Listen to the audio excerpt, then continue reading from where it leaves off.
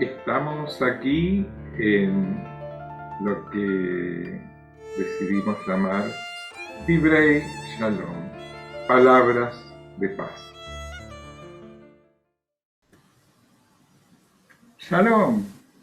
Shalom, Marcelo, ¿cómo Hola, estás? Jordi. Muy bien, gracias. Un placer saludarte. ¿Cómo estás? Igualmente, Marcelo, una vez más, acá esta semana reunidos y con la alegría de las buenas noticias que tengamos esta semana para aprender. Sí. Quería decirte, por ejemplo, leyendo el blog que ya tenemos, nos estás hablando de algunos ritos que los judíos realizan. Y me preguntaba, creo que deben ser los ritos diferentes según como los judíos, los diferentes como clases de judíos, o no sé cómo lo llaman ustedes, o cómo dividen ustedes dentro de los judíos, los diferentes como líneas, no sé. Muy bien, Entonces me correcto, sí, gustaría sí. que me explicaras un poco para ver cómo Con es ese mucho actuar. gusto, Sí. con mucho gusto te explico un poco. Este, Se suele hablar de diferentes denominaciones, Mm. son líneas, como tú dices, y en realidad difieren un poco en su teología y ciertamente difieren bastante en su liturgia y fundamentalmente en cómo interpretan la, la ley tradicional. Este, pero además hay, aparte de esas diferentes denominaciones, que básicamente hay tres o cuatro digamos, ¿no? Que son, este, por un lado están los ortodoxos, que en realidad el nombre está mal puesto, está puesto desde la cultura cristiana. Se deberían denominar no como una ortodoxia, sino como una ortopraxia, porque no se trata de una cuestión de insistir en una cierta doctrina, que es la única válida. Siempre hay la libertad de interpretación, la diversidad de opiniones, sobre cuestiones doctrinarias incluso. Porque el estudio judaico lleva a que uno pula su propio discernimiento y entonces en algún momento va a llegar alguna idea diferente de la de sus maestros tal vez. Entonces es una ortopraxia porque tiene que ver con hacer correctamente las cosas que hay que hacer. No tiene tanto que ver con qué es lo que uno cree, sino con cómo uno se comporta. Eh, Esa es una línea o una denominación. Otra es la de los conservadores que conservan un poco menos de la interpretación tradicional de cómo se deben hacer las cosas, o sea, es un poquitito menos ortopráctica, pero por ahí mucho más centrado en el interés por el trabajo comunitario y por trabajar en un ambiente más asimilado y más de siglo XXI, digamos. Luego, otra denominación diferente es la de los reformistas, que están mucho más abiertos, siempre basándose en las mismas sagradas escrituras, pero mucho más abiertos en una proyección hacia lo universal que a la particularidad del pueblo judío únicamente. Por ejemplo, eh, un hijo de mamá no judía, para la ortodoxia y para los conservadores, no es parte del pueblo judío por nacimiento. Para los reformistas puede serlo siempre y cuando, si el papá es judío, le haya educado en valores culturales judíos. ¿Entiendes? Tratándose de un matrimonio mixto entre papá judío y una mamá que no lo es, bueno, se le incluye como miembro del pueblo judío y de esa comunidad reformista con un criterio diferente. Y luego están los así llamados judíos, otra denominación más, los judíos laicos o seculares, que bueno, es una línea muy difícil de entender para un católico, pero son gente que valoran muchísimo las Sagradas Escrituras, las estudian, tienen sus rabinos, pero son laicos seculares. Incluso, te digo, hay una asociación mundial de rabinos agnósticos o ateos. Que leen la palabra. Fuerte, ¿no? Bueno, Sí. pero aparte de estas cuatro maneras diferentes de aplicar la ley judía, qué sé yo hablé de los ortodoxos, no hablé de los hasídicos, que es otra línea que en una época era muy diferente, pero ha ido cambiando y hoy en día es muy parecida a la de los ortodoxos.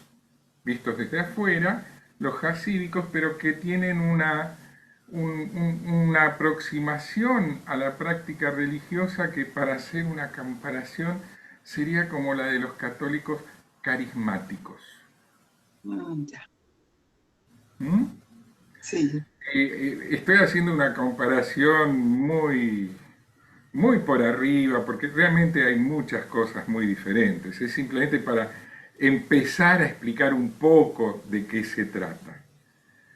Está bien. Pero por otra parte, cuando yo hablaba en el escrito de diferentes ritos, a lo que me refería es a otra cosa, no a estas diferentes denominaciones desde el punto de vista teológico, sino a diferentes tradiciones, Ya. que es otra cosa.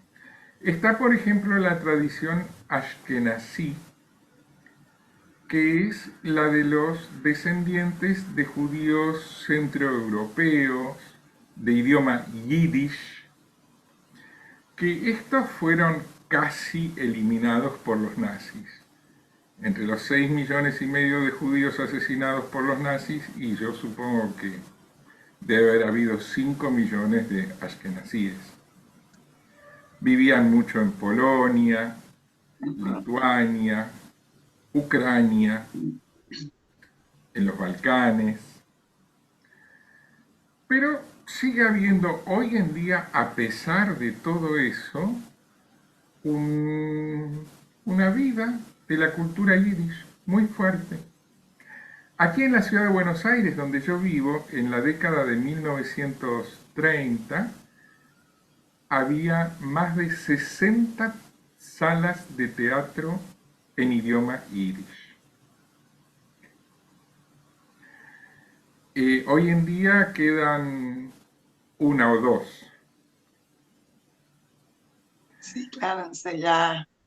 Bueno, la liturgia ashkenazí, la liturgia que sigue el rito ashkenazí, dice las plegarias en un cierto orden. Hay otro rito, que es el sefaradí, que dice más o menos las mismas plegarias, por ahí cambiando el orden o reemplazando alguna un poquito diferente. Son muy parecidas, pero son dos tradiciones diferentes. Los sefaradíes son los descendientes de los judíos expulsados de España, que huyeron a toda la costa norte de África, también llegaron a Medio Oriente, a Turquía, a Grecia y a los Balcanes, y allí se asentaron y también gradualmente se mezclaron con otros judíos que había allí de antes de la expulsión de España en 1492, que son los judíos llamados Mizrahi, orientales, Hoy en día la liturgia o el rito sefaradí y el mizrahi se han amalgamado y unido en uno solo. Pero hay otros ritos. Está el de los judíos yemenitas, poco conocido porque son pocos. Está el de los judíos etíopes, los Beta Israel, un grupo bastante importante y hoy muy numerosamente representado en Israel. Ellos vivieron en Etiopía durante alrededor de 2000 años, hasta que luego emigraron en masa a Israel, cuando se fundó pocos años después que se fundó el Estado de Israel. Y ellos tienen, sí, un rito bastante diferente porque durante 2000 años estuvieron relativamente aislados. Y luego, esos son las principales líneas de tradiciones litúrgicas con rito propio. Aunque hay muchas cositas. Imagínate, en un pueblo de, en números redondos, no vamos a regatear, 3000 años de historia, dispersión por el continente Sí, africano, americano, europeo, asiático, de vivir unidos e inmersos en el imperio chino, el imperio mogol, el persa, imperio babilonio, egipcio, todo. persa, romano, turco. Bueno, eh, sí, es una historia muy rica, muy diversa, y que como un valor central para el pueblo judío es conservar el recuerdo de la historia para saber de dónde venimos, no para ser esclavos del pasado, sino que para poder darlo en herencia ese pasado a nuestros hijos, que sepan de dónde vienen, nada más que eso. No es para obligarlos a elegir un camino. Cada uno tiene que elegir su propio camino en la vida.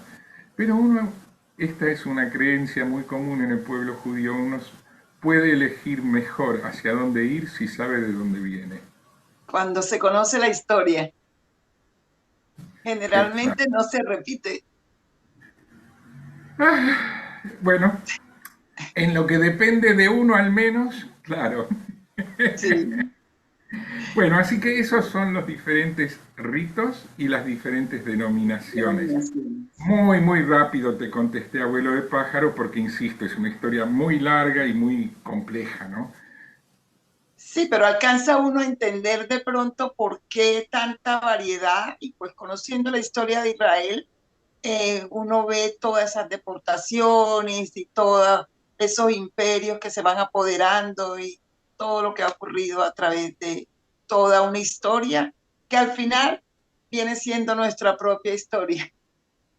Y Entonces, para un cristiano, desde el momento en que la idea de la salvación y redención gracias a un Mesías es una idea propia del pueblo judío.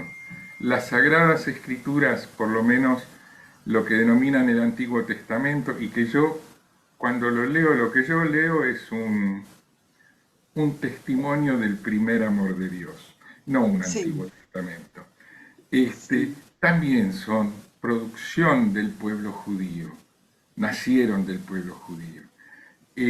Jesús mismo, todos los primeros cristianos fueron judíos. Entonces, en la medida en la que uno se siente que todas estas cosas son suyas, que un cristiano siente que el Mesías es una idea suya, del cristiano, que el Antiguo Testamento, o como lo llames, es suyo, que los salmos son suyos y por eso los leen en la iglesia cuando rezan, bueno, si sienten que todo eso es suyo, bárbaro. De parte de los judíos no nos vamos a pelear para decir, no, esto es nuestro y no de ustedes, porque en realidad es la clase de cosas que cuando uno las comparte y cuanto más las da, más se enriquece.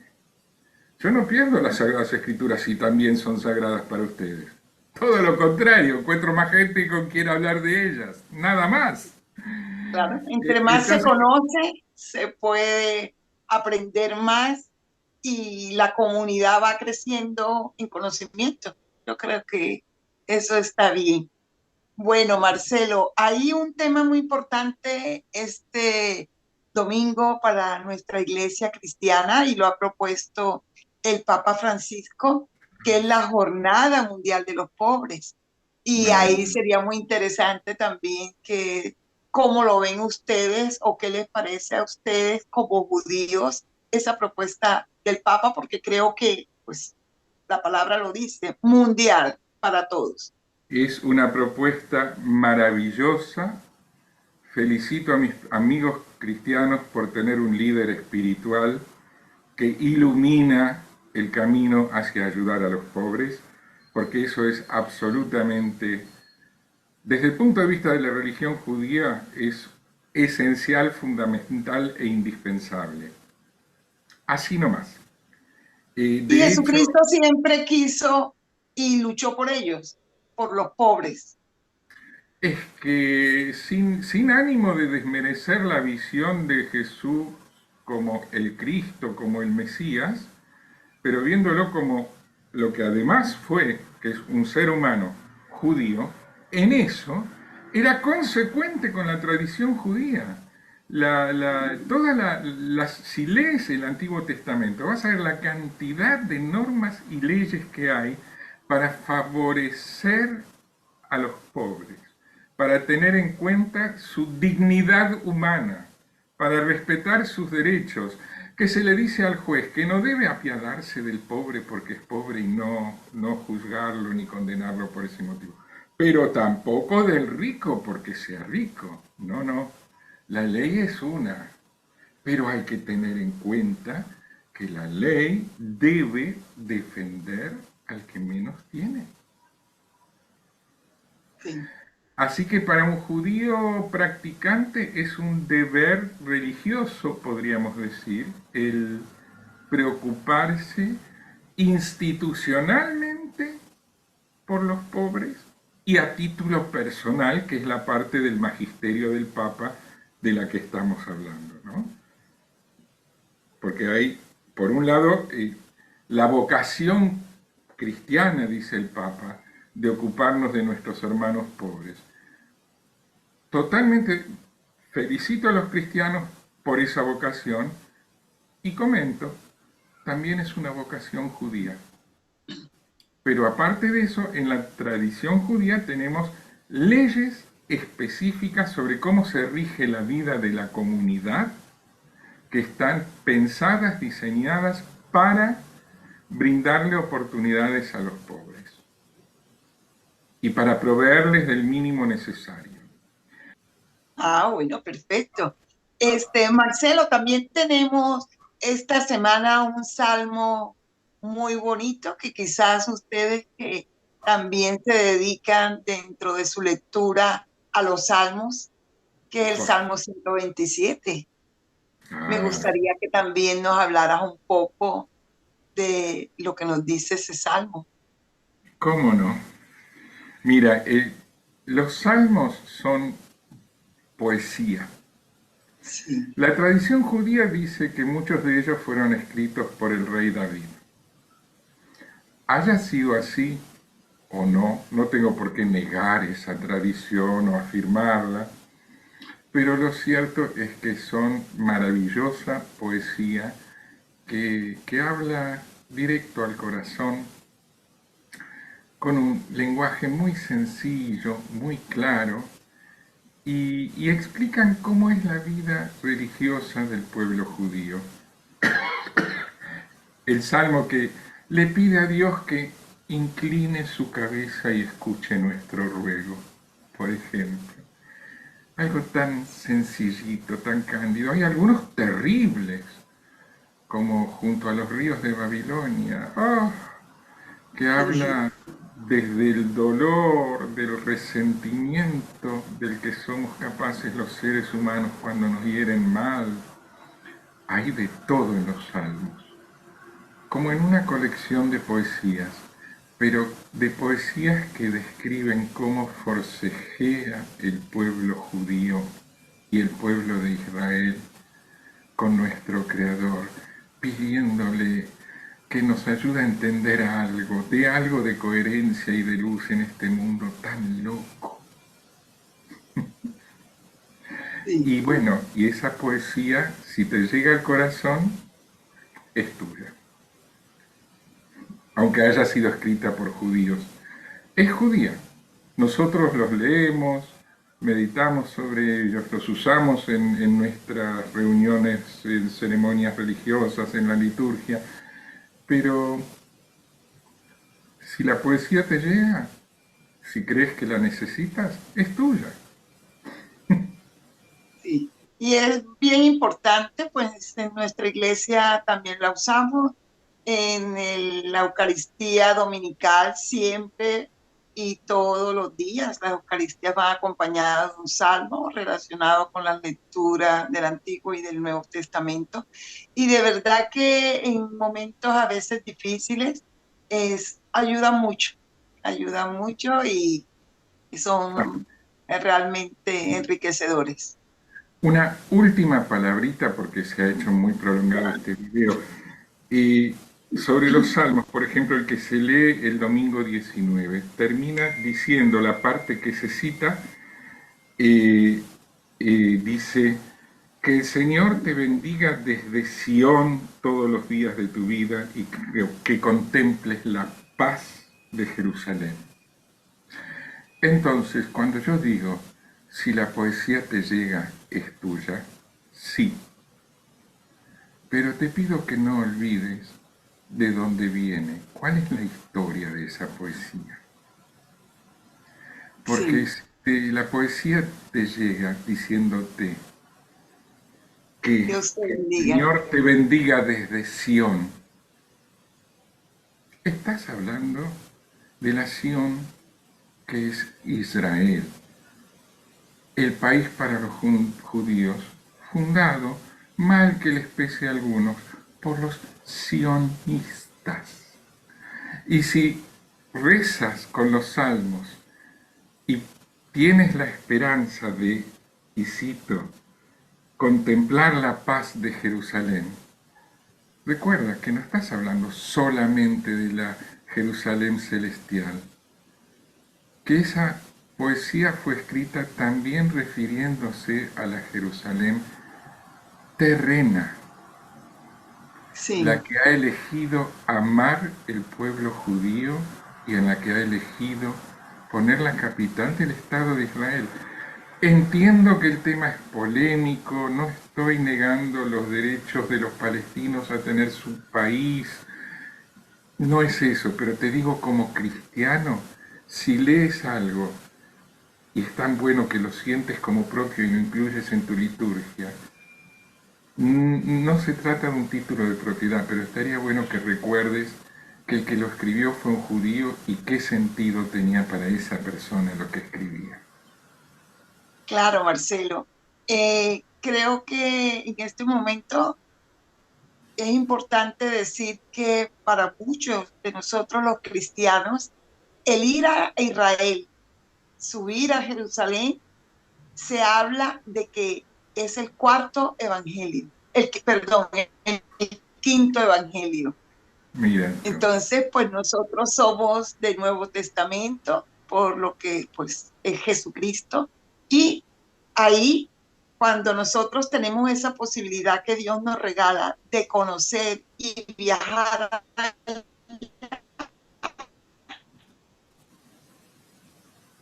se habla de eso, que hemos llegado y ya conocimos donde nació Jesucristo y la tierra de Israel, donde se desarrolla esa gran historia del pueblo judío, del pueblo de Israel. A mí me gusta mucho, yo doy esa clase de historia de Israel y todas las etapas por las que pasan, yo lo comparo mucho con nuestra propia historia personal, como cuando nacemos, como luego nos volvemos esclavos de muchas cosas, y así se va desarrollando esa historia que es nuestra propia historia. Siempre lo veo así y siempre lo explico así. Y Qué hago bien. mucho énfasis en que ir allá y algún día todos debemos esa visita cuando estamos en este trabajo de formación y de estudio bíblico, de ir a conocer y ir a esos lugares santos, produce paz, Marcelo, y mucho. Pero qué bien, Leer qué el maravilla. texto allá y leer el texto allá, aún más. Porque eso es lo que hacemos. O sea, las 2 veces que yo fui, no fui como turista a conocer Israel, sino los sitios religiosos vistos desde la fe con sacerdotes. Y en cada sitio, con la Biblia en mano, hacemos la lectura y oración. Y en muchos momentos estaban ustedes también haciendo su oración y sus cantos. Y es algo bellísimo, de verdad que sí. Entonces, quizás eso es el gusto que tengo por compartir contigo todas estas pequeñas cosas históricas y vividas. Y de verdad que eso es lo que nos une a los seres humanos, parte de la historia compartida. Entonces, ha sido un programa que a mí me llena de emoción y pues nos toca decir shalom, shalom. Shalom, shalom. Gracias. Hasta la semana que viene. Igualmente, hasta la Shalom. semana.